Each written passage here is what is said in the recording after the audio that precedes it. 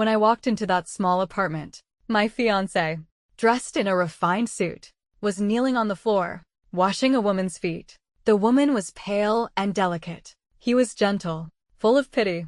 But not long ago, he had said to me through gritted teeth, "That demon destroyed your eye. I wish I could flay her skin and drink her blood. I want to tear her limb from limb." The moment I recognized Cora's face, I froze. Dusty fragments of memory surged up like a tide, coursing madly through my body. In a corner of a restaurant, she stood with a mess of greasy fried peppers and pork in her hair, looking wretched and terrified as a customer pointed a finger at her and screamed, "You idiot! You spilled soup on my child's head while serving a dish. Get your boss out here.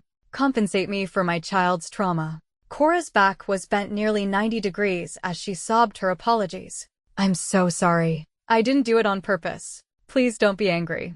I can't lose this job. Please. Have mercy." Liam's gaze followed mine, and the spoon in his hand clattered onto his plate. He gritted his teeth, his voice low and strained, enunciating each word. "Am I seeing things? It's her, isn't it? It's that demon." As he stood up, his eyes bloodshot, ready to confront her, I grabbed his arm and whispered, "Liam, I can't breathe. Get me out of here." In the car, Liam anxiously placed an inhaler in my mouth. After a while, my breathing gradually calmed. The corners of his eyes were so red they looked like they might bleed. "She's the one who destroyed your eye. Liam Sterling, swear I will make her pay 1,000 times over." In the treacherous world of business these past few years, surrounded by wolves, Liam hadn't shown such a torrent of raw emotion for a long time. I shook my head gently. "Now is not the time." Thump. In the beam of the headlights, a figure stumbled out of the restaurant's side door into the night. In the quiet, snowy evening, we could hear a woman's soft sobs. The engine roared to life. Liam suddenly floored the accelerator, driving straight towards her. The woman screamed, falling into the snow. The car wheel mercilessly ran over her foot, and a shriek of pain escaped her lips. The car slowly reversed, and the window rolled down. Cora's eyes met ours through the flurry of dancing snowflakes. Her face instantly turned deathly pale. I had a dream. In the dream were fragments of a past I had deliberately tried to forget. In the orphanage, Cora, the director's only daughter, wore a beautiful, delicate princess dress. While eating a cream cake with a small fork, she ordered us to slap each other's faces. We all knelt at her feet like dogs, respectfully calling her Queen.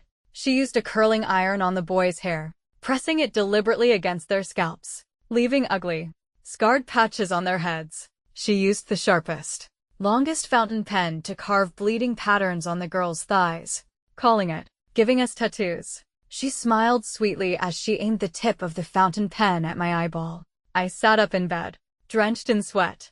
I had woken Liam. He instantly sensed my terror, wrapping his arms around me and soothing me softly. "It's okay, Alara. Don't be afraid. We're all grown up now. The orphanage is gone. That demon can't hurt us anymore." Liam and I held each other tightly in the silent night, just like we had on so many nights over the years. In these years, we had started from the very bottom, navigating the ruthless world of business with no connections, supporting and encouraging each other. We had finally built our fortune and climbed to where we are today. We were the most important people in each other's lives. Let's forget about what happened today for now. The wedding is in 3 months. I don't want anything to affect it. I spoke into the silence. Liam's cold hand stroked my left eye, his voice filled with an irrepressible rage. "But she hurt you so badly. I wish I could flay her skin and drink her blood. I want to tear her limb from limb." I pressed my face against his chest and said softly, "Liam, you know what this wedding means to us. Please don't be impulsive." After a moment of silence, he sighed and kissed my forehead. "All right, I promise you." I had known for a long time that Liam had a reckless streak. Although he had learned to hide his emotions in public over the years, the core of his personality wouldn't change. So, a month later, when my assistant handed me a thick report, I was silent but not surprised. The report detailed all the ways, both overt and covert, Liam had retaliated against Cora over the past month. He would periodically visit the restaurant where she worked, tormenting her with harsh words, forcing her to cry and apologize every time. He bribed her landlord to evict her from her rental on short notice, forcing her to spend a freezing night huddled under a bridge. He broadcasted Cora's past everywhere she went with a loudspeaker, making everyone despise her. There was a photo in the report. In the dimly lit corridor of the restaurant, a sliver of fading light slanted in through a window. Cora, in a short skirt, was kneeling before Liam. One was in tears. The other's face was like frost. The whiteness of Cora's exposed thighs was somewhat jarring, giving me a strange feeling. I didn't question Liam about what he had done. The experiences of those years were too deeply etched in our memories. As a fellow victim, he needed his own way to cope. As long as it didn't affect the wedding, I thought. The next time I saw Cora was after Liam and I had finished an interview for our new product launch. We were in the company's underground garage, about to drive home. She suddenly appeared. She fell to her knees before me with a thud, begging in a hoarse voice, "Alara, please. I'm begging you. Have mercy and spare my father. Everything you suffered was my sin. It has nothing to do with my father. Even if he did wrong, the law has already punished him. He's old now and has cancer. He doesn't have much time left. Please, stop sending people to threaten him. I'm willing to be your slave to make amends." I said nothing, just watched her quietly. I remembered the contents of the report. Heaven was just. After all, in the years she had disappeared, Cora had lived a very unfortunate life. Her father was imprisoned. Her mother died of illness. After moving in with her aunt, she was molested by her uncle. During one act of resistance, she slit her uncle's throat, killing him instantly. Although it was ruled self-defense and she faced no criminal charges, she was sent to a special school for 2 years. Perhaps it was the act of killing that affected her, or perhaps it was the re-education. After leaving the special school, she was a different person. Over the years, she had worked as a laborer, a delivery person, a nanny, and a waitress. But with a criminal record and having dropped out of middle school, she could barely survive. 3 years ago, her father was released from prison, diagnosed with cancer. She worked day and night to pay for his medical bills with her meager salary. The time we saw her being yelled at in the restaurant, it was a high-paying waitress job she had finally managed to find. Now, compared to that day in the restaurant, her appearance had changed drastically in just 1 month. Haggard, helpless, emaciated. Naturally, the result of Liam's month-long retaliation. "How dare you show your face to us?" Liam's eyes were blazing as he started towards her. I held him back and said softly, "We're in front of the office. Watch your image." Liam froze, took a deep breath, and calmed down. He stared with icy eyes at the sobbing woman on the ground and said coldly, "Get out. Now. If you ever appear before us again, I swear, I will make sure you and that old man die a horrible death." Cora's body trembled violently. She retreated to a pillar, her face pale, her thin frame looking so pitiful and helpless, as if she might faint at any moment. We got in the car. "Let's go," I prompted Liam. He was still glaring at her, motionless. As the car moved forward, a white figure suddenly flew towards it. The car screeched to a halt, jolting me. Liam, enraged, unbuckled his seatbelt, threw open the door, and kicked Cora in the shoulder. "You're trying to get yourself killed, are you? Fine. I'll grant your wish today." The force of his kick sent Cora sprawling. Her head hit the ground with a dull thud. Just as Liam was about to kick her again, Cora turned her head, revealing a small white kitten in her arms. "Look, I saved it." She looked at Liam and gave a frightened, relieved, and trembling smile. Bright red blood trickled from her forehead, dripping onto her white dress, like a blooming red flower. It was a shocking sight. I looked out from the car. Liam's back, standing in front of the car. He seemed to be frozen. The deviation of events probably began to show its signs from that day. Liam became easily distracted. During meetings, his eyes would be fixed on the corner of the table, as if he were in a different world from the lively discussion around him. Sometimes he would seem irritable, suddenly slamming his fist on the arm of the sofa while reading, then going out to the balcony to smoke, looking vexed. A few times, he received a call and rushed out, looking anxious, without even a word to me. This state of his drew dissatisfaction from the shareholders. Our company specialized in women's products, And our brand story was the tale of our journey from the orphanage to the altar, a testament to our enduring love. To make a big splash, the wedding and the product launch were scheduled for the same day. A major shareholder spoke to me. We initially invested in you, but you insisted on supporting Liam's rise. This new product launch is crucial for the upcoming IPO. Are you sure he can handle it? Alara, when will you be willing to take his place? I was silent for a moment, then smiled gently. If he's here, I'm here. If he leaves, I leave too. The shareholder shook his head. Alara, you are calm, objective, and sharp in all matters, except when it comes to your emotions. You haven't yet broken free from the constraints of your gender. That evening, I looked at Liam, who was frowning at his phone, and asked, "Are you upset about Cora?" He was silent for a moment, then snorted. "A woman like that isn't worthy of my time. Are you still doing things to her father?" I asked. "No. I promised you. Don't worry. But even if I don't do anything, heaven won't stand for it. The old man's condition has worsened. He's been in the ICU several times." A flicker of agitation crossed his face, his voice growing low and grim. Cora couldn't afford to save her dad, so she took out a high-interest loan. She's being hounded by them now.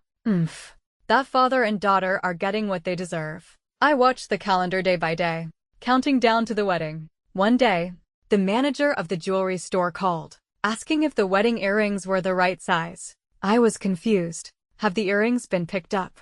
The manager was stunned. "Mr. Sterling picked them up a few days ago. Did he forget?"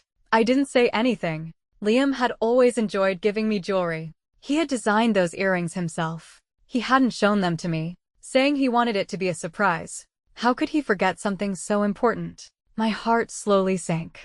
My asthma isn't congenital. It's a side effect from when my eye was blinded. It has tormented me over the years. But thankfully, Liam has always taken it seriously and taken good care of me. The day he accompanied me to the hospital for a regular check-up, we unexpectedly ran into Cora in the lobby. She was desperately clinging to a burly man's clothes, trying to stop him from leaving. A small crowd had gathered, whispering. Cora seemed even thinner, as fragile as a piece of paper. Her face was flushed as she pleaded, "You can't take this money. My dad is waiting to pay his bill. He's dying. Once I get through this, I'll pay you back everything." The man spat at her and shouted, "Paying your debts is the law of the land.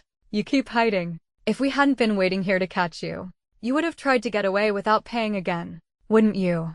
I held Liam's arm and said softly, "Let's go. It's time for our appointment." But Liam didn't move. He stared straight ahead, his fists clenched, his lips pressed into a thin line. Just then, Cora tried to snatch the money from the man's hand. He pushed her to the ground. She immediately clung to his leg, and he started kicking her.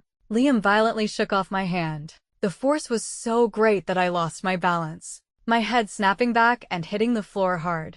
Liam was completely oblivious. He rushed forward and threw a punch at the man. The two of them began to fight amidst Cora's sobs. "The woman has fainted," someone exclaimed. In my fading vision, I saw Liam's terrified face looking back at me. When I opened my eyes, Liam was staring at me, terrified and helpless. Seeing me awake, he seemed to deflate, a wave of relief washing over him. He then took my hand, his own trembling, and said guiltily, "Alara, I'm so sorry. I didn't do it on purpose.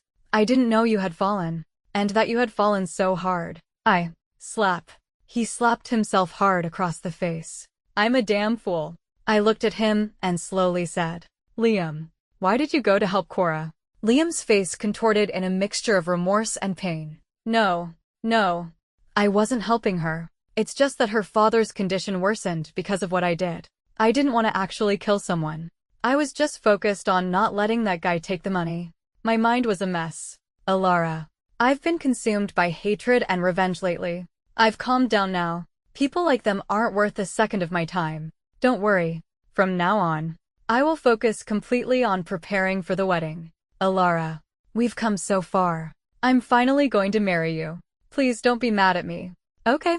He looked at me. His eyelashes were trembling with nervousness. I met his gaze silently for a long time, then sighed. I want an orange. Liam's eyes lit up, a smile spreading across his face. He said quickly, "Okay." I'll go downstairs and buy some for you right now. Liam was gone for a long time. I decided to get out of bed and take a walk. In a corner of the hallway, I saw two familiar figures. Liam was holding a bag of oranges, looking coldly at the woman in front of him. Cora, I'm sorry. Not only did I get you involved because of my problems, but Ilara got hurt too. I was wondering, could I apologize to her in person? She kept her head down, her eyes red, a few strands of hair falling across her face. Her extreme thinness gave her a fragile quality, a uniquely feminine kind of delicate beauty. Liam looked down at her. Only when she looked up did he quickly avert his gaze. He said coldly, "No need. She doesn't want to see you." Cora slowly nodded and said with a self-deprecating tone, "You're right. Why would she want to see me? It's a great mercy that she hasn't taken revenge on me. It was foolish of me to even ask." Liam pressed his lips together and said nothing. Cora took a deep breath and forced a smile. "Thank you for what you did today. I didn't expect you to step in. I wasn't helping you. I just don't want your father to die too soon. You haven't paid your debt yet." Liam cut her off coldly. Cora looked up at him. Her voice suddenly choked with a sob. "What about the earrings last time? You saw them cornering me for money, and you threw the earring box at me, telling me to sell it for cash." She paused, her eyes red as she sighed wistfully. "If only none of that had happened between us in the past. How wonderful it would be." Liam looked down at her and said nothing more. I walked towards them, one step at a time. Cora saw me over Liam's shoulder, her eyes widening.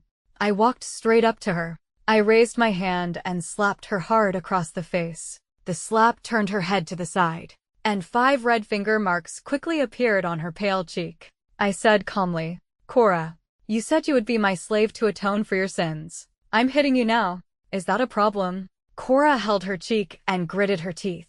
"No problem." After she spoke, her gaze fell on Liam behind me, her eyes red with unspeakable grievance. I turned and looked at Liam, who was frozen in place, and asked softly, "Liam, what do you think? Was I right to hit her?"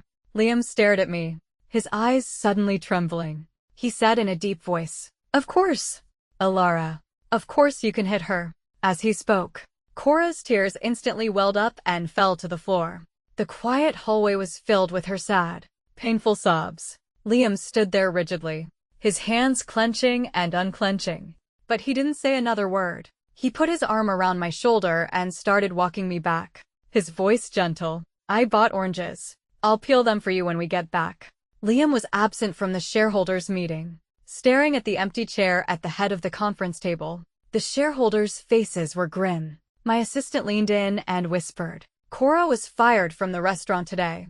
Mr. Sterling left after receiving a sudden call. His secretary said he was very anxious and told the person on the other end not to cry." I was silent for a moment, then stood up, walked to the chairman's seat, and slowly sat down.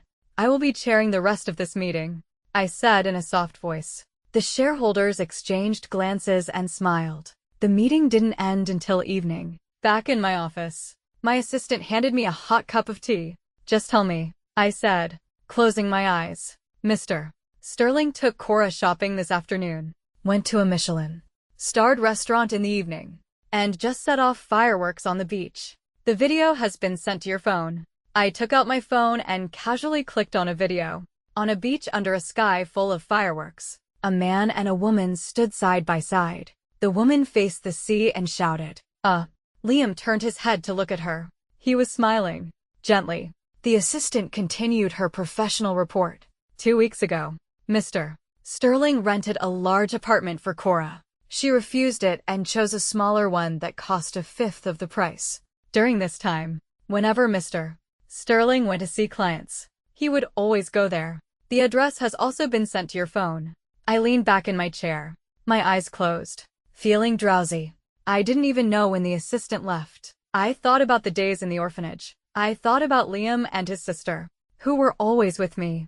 I remembered when his sister, Chloe, accidentally died in the river one winter. Liam was so devastated he lost his ability to speak for a time. I stayed with him through those 3 difficult months of recovery.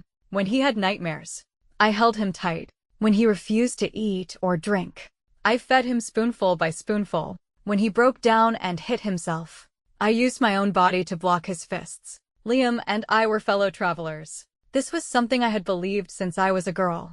We had walked together from the mud to where we are today. Our lives intertwined like vines, woven into each other's flesh and blood. I drove to that dilapidated apartment. I walked through the dark stairwell and slowly made my way to the top floor. The door was ajar, and light spilled out from the crack, falling just on my shoes. I could hear soft whispers from inside. I walked to the door and looked in. Liam, in his refined suit, was kneeling on the floor, washing the feet of the woman on the sofa. That suit was custom, made for him to wear to the shareholders' meeting. I had carefully selected it and had it altered several times. Cora sat on the sofa, looking pale and weak, biting her lower lip as she watched her foot being carefully wiped in the man's hands. Her chest rose and fell, her eyes moist. "I'm so clumsy. I can't believe I twisted my ankle on the beach," she murmured reproachfully. "Is this from when I ran over it with the car?" Liam asked, his eyes lowered, his voice stern. "Yes, but it doesn't hurt anymore. I'm very lucky. I always heal quickly," Cora said with a bright smile. Liam said no more, his hand gently stroking the top of her foot, his movements tender, full of pity. An ambiguous atmosphere filled the quiet room, spreading. Suddenly, he lowered his head and brought the delicate foot in his hand to his lips. He kissed it softly. In that instant, I turned and looked at the hallway behind me, dark and cold, like the gaping mouth of a monster. Creak. I raised my hand and pushed the door open. From that day on, Liam had the same dream every night. The ambiguous, humid room. His lips had just left Cora's trembling foot. He turned his head and saw Alara standing in the doorway. She stood there silently. The dim yellow light from the hallway above blurred her entire face. He couldn't see her clearly. In that instant, a desperate fear crept up from the depths of his heart. More desperate than when his parents died in a car crash when he was 8, when his sister drowned in the river when he was 14, when he was beaten half to death by a competitor when he was 20. 2. Even more desperate, even more fearful. In the countless nights that followed, he dreamt it over and over, reliving that fear. That day, Alara had not been hysterical. In fact, when she poured the basin of water over their heads, her movements were elegant, her expression peaceful. "There." She threw the empty basin aside and said in a gentle voice, "The three of us are old acquaintances. After all, since it has come to this, I wish you two star-crossed lovers a lifetime of happiness, bound together forever, inseparable, even in death." Alara's tone was calm, her face serene. After she spoke, she clapped her hands and turned to leave. She did not look at Liam, from the moment she entered to the moment she left. Not a single glance. Liam shot to his feet, but then froze. He wanted to chase after her, but he had a strange feeling that if he did, something terrible would happen. In a state of extreme conflict, his body suddenly went rigid and fell backward. He had fainted. When he woke up, it was the middle of the night. He was disoriented for a moment, then realized someone was pressed against him. He sat up in alarm. Cora opened her eyes and said softly, "You're finally awake." Liam scrambled out of bed, threw back the covers, and found he was completely naked. "You were soaked to the bone. I just gave you a sponge bath. Your clothes aren't dry yet." A hint of shyness appeared on Cora's face. She bit her lip and continued, "Liam, I understand your feelings completely now. I've sensed your emotions and your restraint all this time. I feel the same way. Since it has come to this, I've thought it through. If you're willing to risk everything for this relationship, so am I." She looked directly at him. The corners of her eyes were red, her chest heaving. She slowly began to unbutton her clothes. Liam stared at her, stunned. Suddenly, a jolt went through him. He ran out of the room, naked. His head was buzzing. He stumbled around the small living room like a headless fly. Finally, he found his clothes drying in the bathroom, threw them on haphazardly, and staggered out the door. "Liam, what's wrong?" Cora stood at the bedroom door, looking confused. "Didn't you understand? I said I'm willing. I'm willing to give myself to you." Liam turned his head and smiled at her. Then he opened the door and walked out. The cold winter wind hit him, and his damp clothes felt like ice against his skin. Only then did Liam finally snap out of his panicked, disoriented state. He and Cora. How had they ended up here? It was probably the 5th time he had gone to see her. She had suddenly knelt down, sobbing, begging him to let her go. She was wearing a short skirt that day, and as she knelt, her pale thighs crossed before his eyes. In that moment, he suddenly remembered a summer in the orphanage. A teenage Cora in a beautiful princess dress, sitting high on the teacher's desk, while he and a group of children knelt before her. Her legs were also very, very white, held high, crossed at an angle he could never replicate. Later, when Cora had burned a scar on his head with a curling iron, he had endured the pain and lowered his head, staring at her pale legs. The mixture of pain and visual stimulation had produced a strange pleasure in him. The way she knelt on the floor that day stirred an indescribable impulse within him. He left abruptly, without a word, but his subsequent retaliation against Cora became even more intense, partly for revenge on behalf of Alara and their old friends, and partly out of hatred for his own strange psychology. He subjected her to all sorts of cruel treatment, watching her struggle in pain and helplessness. Cora's life these past few years had been tragic. The once arrogant, domineering little princess was now a weak, bullied woman at the bottom of society. But at the same time, her experiences seemed to have changed her. She had become kind, optimistic, and positive. Slowly, he began to feel pity for her, watching Cora timidly apologize, beg for mercy. A complex mix of emotions churned within him. He found himself with a thought that even he couldn't believe. He wanted to save her from her suffering. He wanted to give her all the good things in the world. He wanted to touch, just once, the legs that had haunted him since his youth, the legs that were so shockingly white. And so, last night, on impulse, he had done something so unbelievable, and Alara had witnessed it. Now, he felt only remorse, dejection, and utter misfortune. But it was okay. It was okay. Despite his momentary lapse in judgment, nothing had actually happened between him and Cora. He still had faith in Alara. They had known each other since they were 11, and their journey to this point had transcended the simple categories of family and lovers. He could accept Alara's act of pouring water on them as an insult, no matter how good-tempered she was, no matter how much she loved him. No woman would remain indifferent after seeing that scene. It wasn't that serious, he told himself. It was just a moment of confusion, a moment of impulse. He would go back, explain everything to Alara, sincerely admit his mistake, be extra patient with her for a few days, buy her a few gifts as compensation, and at the wedding, in front of everyone, show her his most ardent love. She would slowly let go of her resentment. With this thought, his steps became a little lighter. When he got home, he paused at the door to compose himself, preparing an excuse for his late return. Then, with a smile, he walked in. Alara wasn't there. Not upstairs. Not downstairs. Her side of the walk-in closet was empty. He immediately called her, but no one answered. He then composed a heartfelt apology and sent it as a text. He waited for a long time. She didn't reply. The large house was utterly silent. He sat alone on the living room sofa, lost in thought.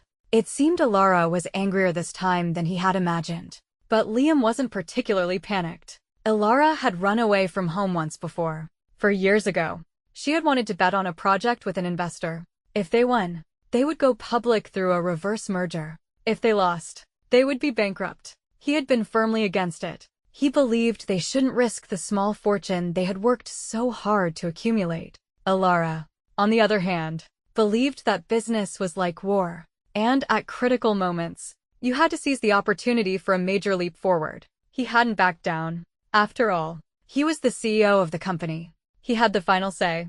That time, Alara had been unusually stubborn, even leaving home to make her point. They had no contact for 5 days. Liam knew what he was doing. His birthday was a few days away, and he didn't believe Alara would ignore it. Sure enough, on his birthday, Alara came back with a cake, acting as if nothing had happened, wishing him a happy birthday and hugging him pitifully. So, that was Alara's nature. Though she seemed decisive and ruthless in business, she was fundamentally gentle and soft. She couldn't live without him. He wasn't panicked this time because the wedding was next week. The wedding day was also the new product launch, guest invitations, media promotions, and all the details had been arranged. Alara wouldn't throw a tantrum over such an important event. He had been too entangled with Cora lately, and the company was at a critical juncture before its IPO, relying entirely on Alara to hold down the fort. It had been hard on her. He decided to go to the office tomorrow. On one hand, to apologize properly to Alara. On the other hand, to pull himself together and lead the company through this final push. For now, he needed a good night's sleep. As he was changing to take a shower, he suddenly remembered Cora's blushing face as she said she had given him a sponge bath. A strange feeling stirred within him. He stood motionless for a moment, then turned and came out of the bathroom, and went straight to bed. The next day, he arrived at the company with a bouquet of flowers, only to be stopped by 2 security guards. "You can't go in." He frowned, his tone cold. "Don't you know who I am? Do you know what you're saying?" The guards looked troubled but continued to block his way. "Sorry, we're just following orders." Liam didn't want to waste time with them. He took out his phone and called his assistant. "I'm downstairs at the office. Come down and get me." The assistant stammered on the phone.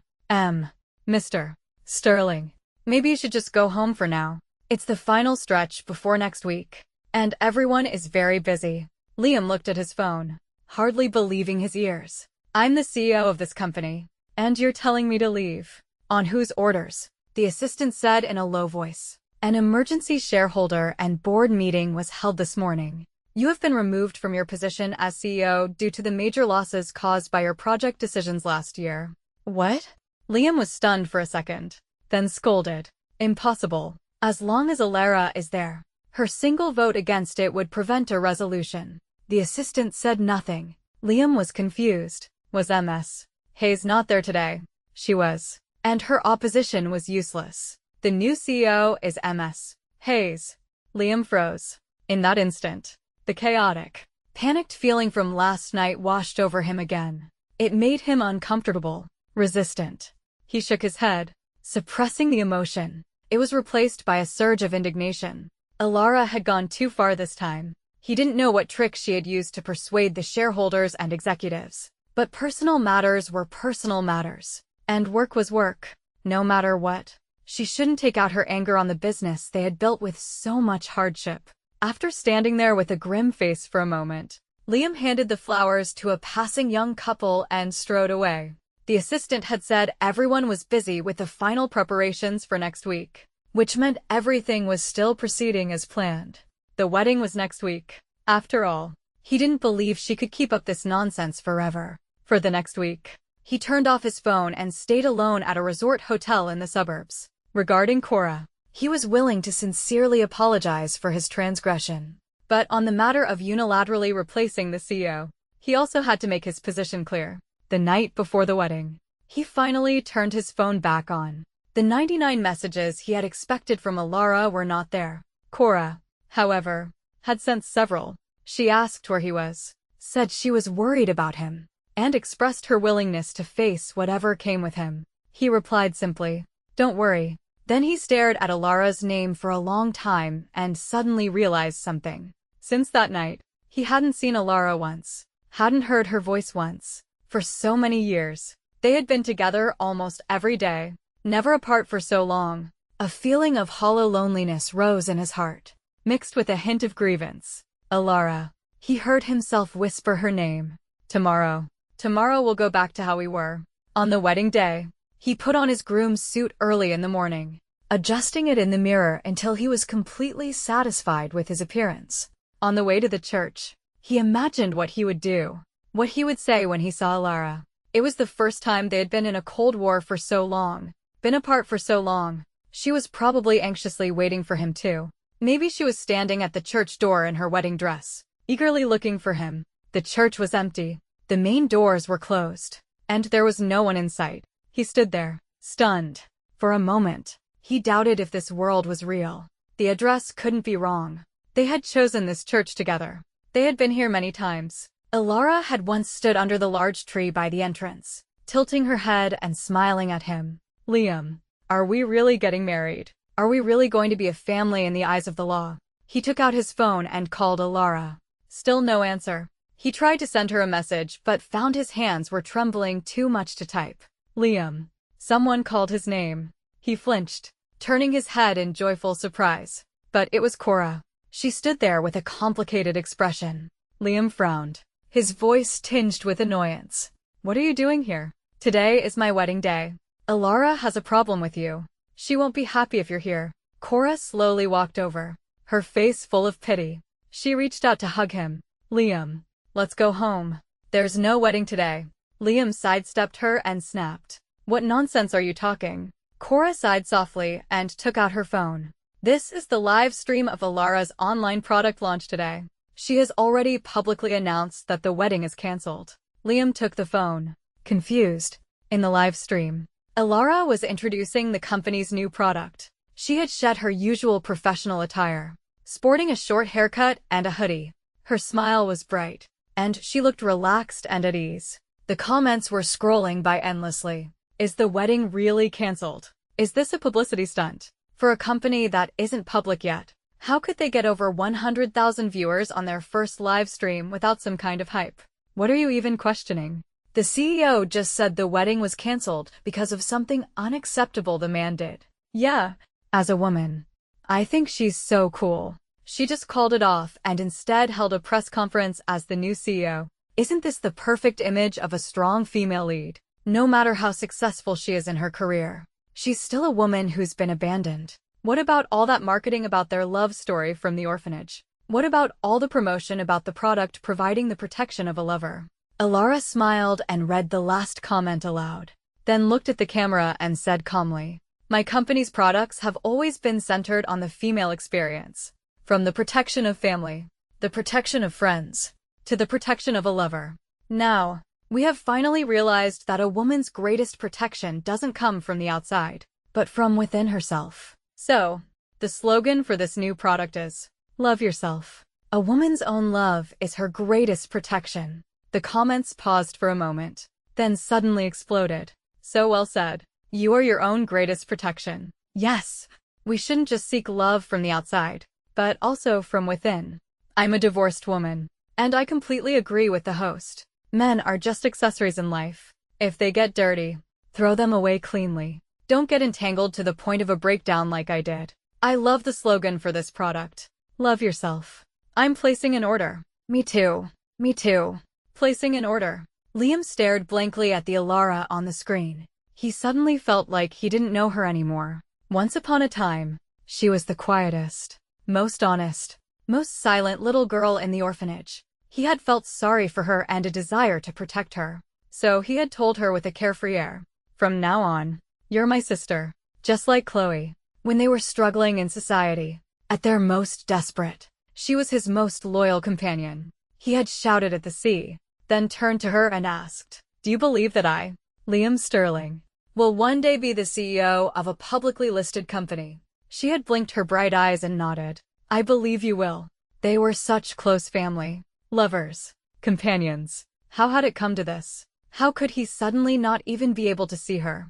At this moment, the feeling of desperate fear that had been surfacing at odd times and that he had been forcibly suppressing finally overwhelmed him. Liam stared blankly at his reflection in the mirror. Pale, gaunt, like a ghost, devoid of life. After that day, he still hadn't seen Alara. She never returned to this home. Not long ago, she had lived in this house every day, talking, coming and going from work, as ordinary as could be.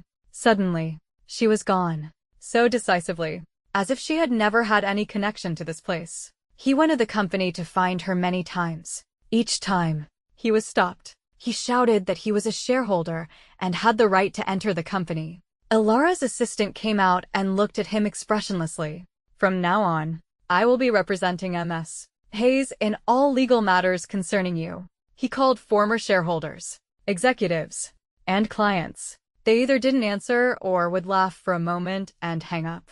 A stark contrast to their previous enthusiastic greetings of Mr. Sterling. He was in pain and confused. It was as if everyone around him had conspired together, leaving him out. When he finally realized, he found he had been kicked out of the game. He waited at a KTV a shareholder frequented and begged for his help. The shareholder, drunk, looked at him with utter scorn. Liam, do you still not get it? Everything you thought you had was just Alara lifting you up. Your abilities are levels below hers. When the company got its first round of angel investment, she was the one the investors were after. 5 years ago, she was the one who gave you the CEO position. 4 years ago, you were short-sighted and missed the opportunity to go public. Last year, the only project you led on your own suffered major losses. She was the one who turned the tide. You were only able to sit in that chair because of her. I don't know what you did to finally make her give up on you, but all of us shareholders are clapping our hands in joy. And you want me to help you see Alara, even if she agreed. We would try to stop you, but Alara is Alara. After all, not only did she cut ties cleanly, but she also used the hype from this wedding incident to make the new product a huge success. Liam was in a daze when he got home. The shareholders' words echoed in his mind. So all these years, what he had thought was his protection and love for her was actually her silent sacrifice, dedication, and support from behind the scenes. So, if Alara didn't want to see him, there was nothing he could do. He felt pained and sad, full of self-loathing and shame. At his doorstep, he saw Cora. Her eyes were red and swollen. She said she hadn't been able to contact him and felt helpless. Liam didn't even have the strength to speak to her. He silently opened the door and collapsed onto the bed. Cora followed him in. In a daze, he felt her taking off his clothes, wiping him with a towel, stroking his face. But his body and consciousness were separate. He was like a spectator, watching Cora do these things to Liam. From that day on, Cora came often. Sometimes she brought him homemade food. Sometimes she tidied up the house. He would roar at her, and she would smile and say he could do whatever he wanted. Just let out his anger. He would push her and drive her away, and she would hold her bruised side and say softly, "Consider it me paying you back." Until one day, he drank a bowl of soup. His body burned with a raging desire. Cora, wearing a semi-sheer dress, gently hugged him and undid his buttons one by one. The image of those pale legs from his youthful dreams flashed in his mind. Suddenly, he couldn't hold back anymore. He knew Cora had drugged him, so he treated her almost as an act of release and punishment. In her pained moans, Cora actually smiled at him. From then on, tormenting Cora in bed became a part of his life. He was clearly aware that he was sinking into an abyss. Until one day, Alara's assistant called. She said Alara was willing to see him. He was stunned for a long moment, then shoved Cora, who was under him, away and ran naked to the bathroom. He looked at the pale, gaunt face in the mirror. A deep despair filled his eyes. With a heart full of complex emotions, he went to the company. The office was empty. A few employees were moving things. An employee told him that the company's IPO was going smoothly. They had bought a separate building and would be officially moving in next month. He sat in the conference room, silently waiting for the person he hadn't seen in so long. When Alara walked in with light steps, he couldn't breathe for a few seconds. It had only been 3 months, but seeing her familiar face again felt like a lifetime had passed. Alara saw him and her expression faltered. During this time, he had suffered from insomnia, depression, and debauchery. He looked like a ghost. She was naturally shocked by his changed appearance. Alara quickly regained her composure, sat down briskly, and said in a business-like tone, "Liam, this is the share transfer agreement. The shareholders have offered a very good price, enough to compensate for the potential losses of transferring before the IPO.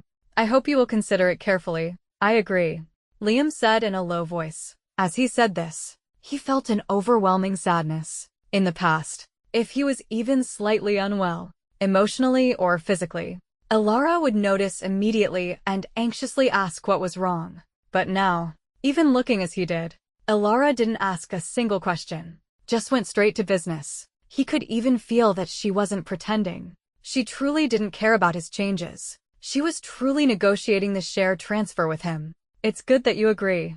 It will save Alara said with satisfaction. After a few seconds of silence, he said with difficulty, "Alara, I'm sorry." Alara was signing the papers page by page and gave a non-committal, Seeing her so calm, a flicker of hope rose in Liam's heart. He rubbed his face hard with both hands and said eagerly, "Alara, for the sake of all our years together, can you give me another chance?" Alara looked up. shocked. Before she could speak, a voice suddenly came from the doorway. How could you say something like that to her? They both turned. Cora stood by the door, her face full of sorrow. Liam shot to his feet, first looking nervously at Alara, then roaring at Cora. What are you doing here? Who let you in? Get out. Cora looked at him for 2 seconds, then laughed softly. Instead of leaving, she sauntered in. I admit, I did some bad things in the past, but we were all underage then, and the lines between right and wrong weren't so clear. I have already sincerely apologized to you for the past, but... She suddenly stopped, looked directly at Alara. A strange, almost, smile on her face. Alara, was it really me who blinded your eye? Alara put down her pen, leaned back in her chair, and met her gaze silently. Cora, what nonsense are you talking about? Ugh.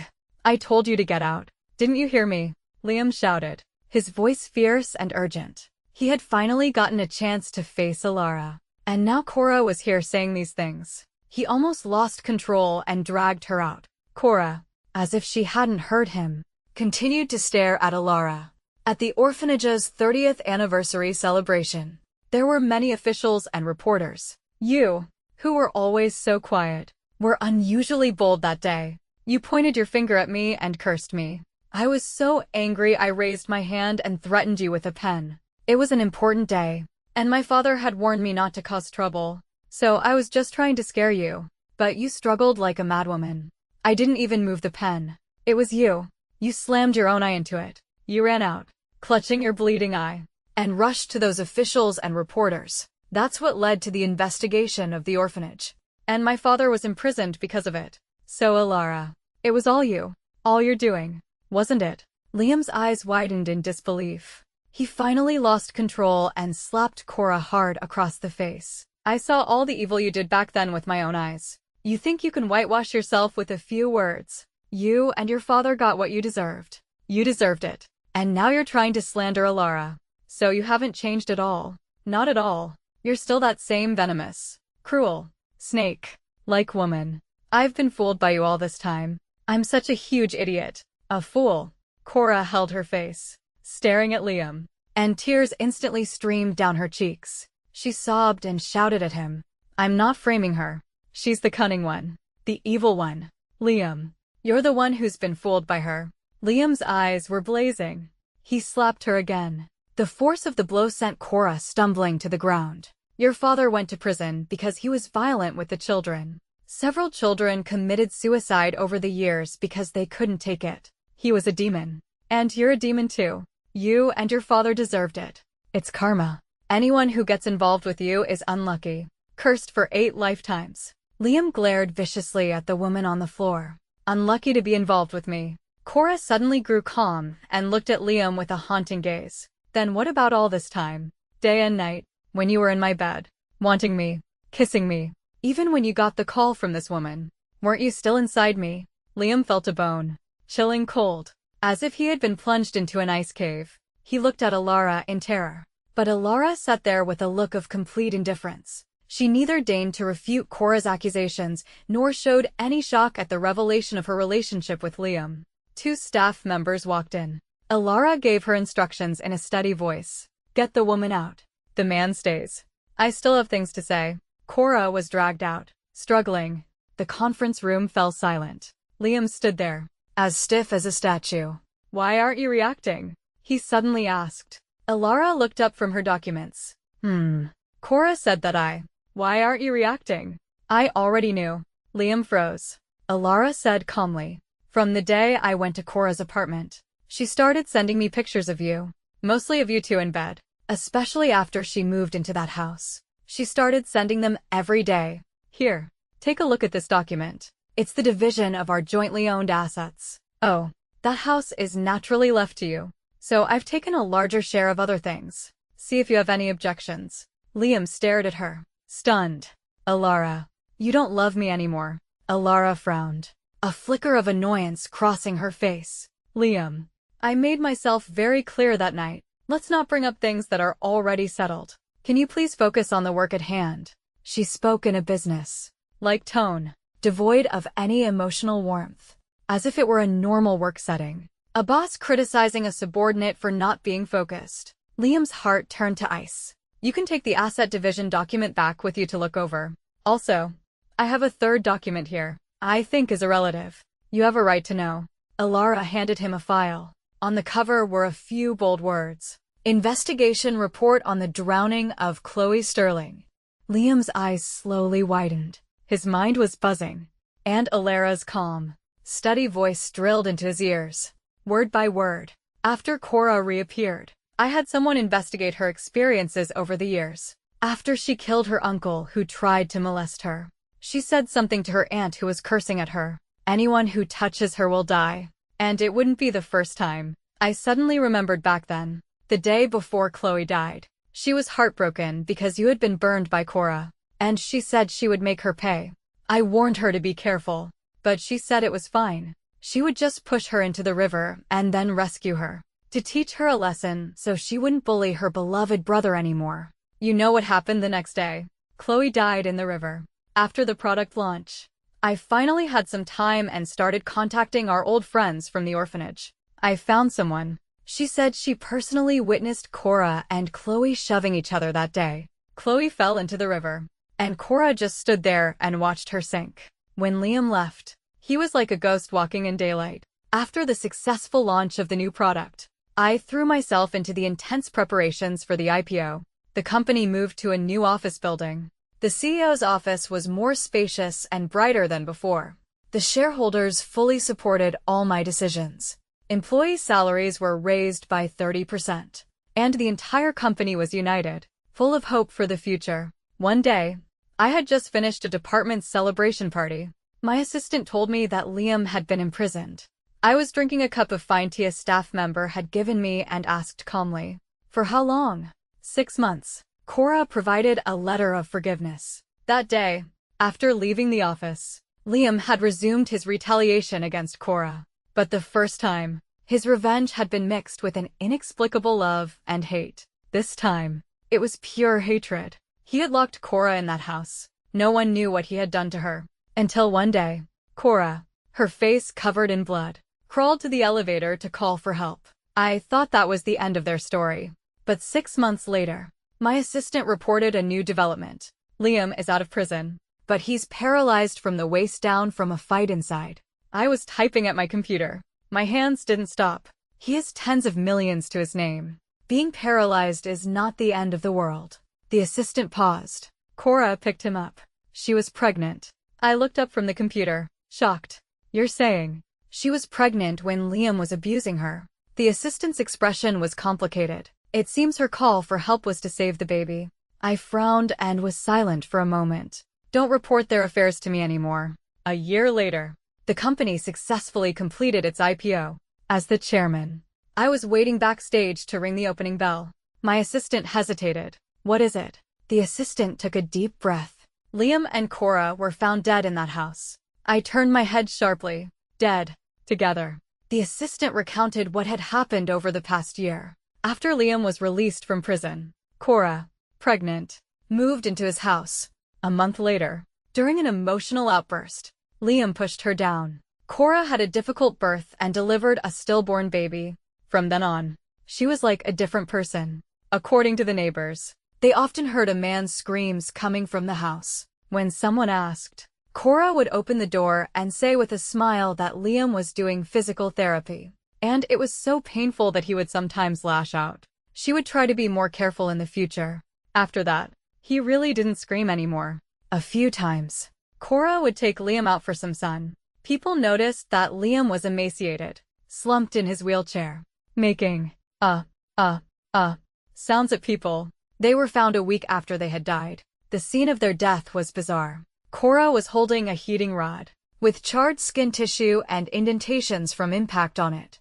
Liam's scalp was covered in horrifying scars, and his hand, as withered as a branch, was tightly clamped around Cora's neck. They said they were found in a tight embrace, inseparable even in death. The assistant said with a sigh. At that moment, the host on stage announced loudly, "Please welcome Chairman Alara Hayes and her team to the stage to ring the opening bell."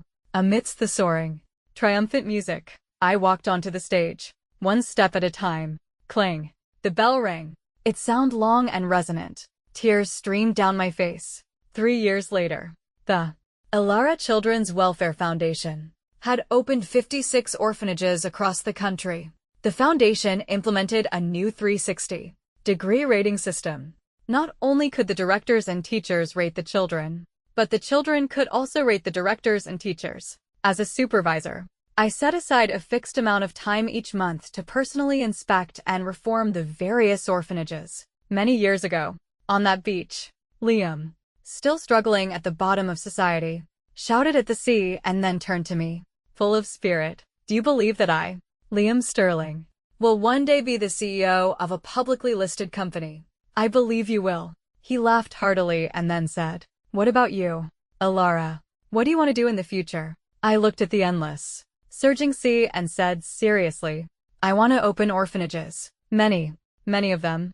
Ha ha ha. You're so childish. But I promise you, Liam will be with Elara in the future. And we'll open many orphanages. For a lifetime. Yes, for a lifetime.